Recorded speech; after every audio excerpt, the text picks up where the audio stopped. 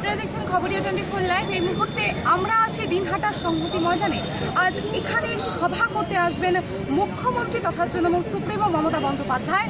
সভার ইতিমধ্যে সভা মঞ্চ কিন্তু প্রস্তুত হয়ে গেছে, তৈরি হয়ে গেছে এবং এই সভাস্থলও তৈরি হয়ে গেছে এবং সভাস্থলে কিন্তু ধীরে ধীরে তৃণমূল কর্মী সমর্থকরা তারা কিন্তু আসতে শুরু করে দিয়েছে এবং পুলিশের নিরাপত্তা কিন্তু আমরা শুরু থেকে দেখছি যথেষ্ট কড়াকড়ি রয়েছে।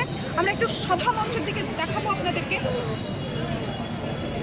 সভা মঞ্চ কিন্তু তৈরি হয়ে গিয়েছে এবং আজ এই সভা করতে আসছেন মুখ্যমন্ত্রী মমতা বন্দ্যোপাধ্যায়। এখানে এই সংহতি ময়দানে সভা করার পর তিনি কিন্তু আজ তুফানগঞ্জে তিনি সভা রয়েছেন, সেখানে যাবেন। আমরা একটু সভা, এখানে যে সভাস্থল রয়েছে সেই সভাস্থল আপনাদেরকে একটু দেখানোর চেষ্টা করছি। সরাসরি আপনারা দেখতে পাচ্ছেন খবরিয়া 24-এ। ইতিমধ্যে এখনো অনেকটা সময় রয়েছে এই সভার। বিকেলেই আজকে এই সভা হবে, 3টের পর আজকের এই সভা রয়েছে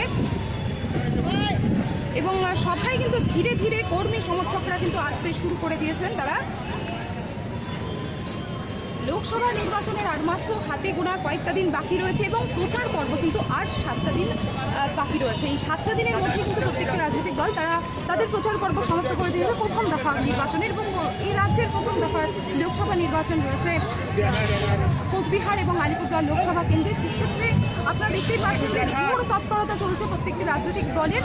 ইতিমধ্যে শীর্ষস্থানীয় নেতারা তারা কিন্তু উত্তরবঙ্গ সফরে আসছেন, তারা এখানে এসে সভা করছেন, নির্বাচনী জনসভা তারা করছেন, তাদের প্রার্থীর সমর্থনে তারা সভা করছেন। আজ তৃণমূল সুপ্রিমো মমতা বন্দ্যোপাধ্যায় তিনি আজ দিনহাটা সংহতি ময়দানে কোচবিহার লোকসভা কেন্দ্রে তৃণমূল প্রার্থী পরেশ চন্দ্র অধিকারীর সমর্থনে এখানে তিনি সভা করতে আসবেন। আমরা খবরের জন্য পরে আপনাদেরকে সেই সভার ছবি দেখাবো যে মুখ্যমন্ত্রী মমতা বন্দ্যোপাধ্যায় তিনি লোকসভা নির্বাচনকে সামনে রেখে কি বার্তা দেন সেদিকে আমরা চোখ রাখবো এবং এই মুহূর্তে সভার আগের কি রয়েছে, সেই সভাস্থলের ছবি কি রয়েছে মুহূর্তে, সেই ছবি আমরা আপনাদেরকে সরাসরি তুলে দেখালাম এবং আমাদের কিন্তু নজর থাকবে মুখ্যমন্ত্রী মমতা বন্দ্যোপাধ্যায় লোকসভা নির্বাচনকে সামনে রেখে কি বার্তা দেন দলীয় কর্মী সমর্থকদের উদ্দেশ্যে।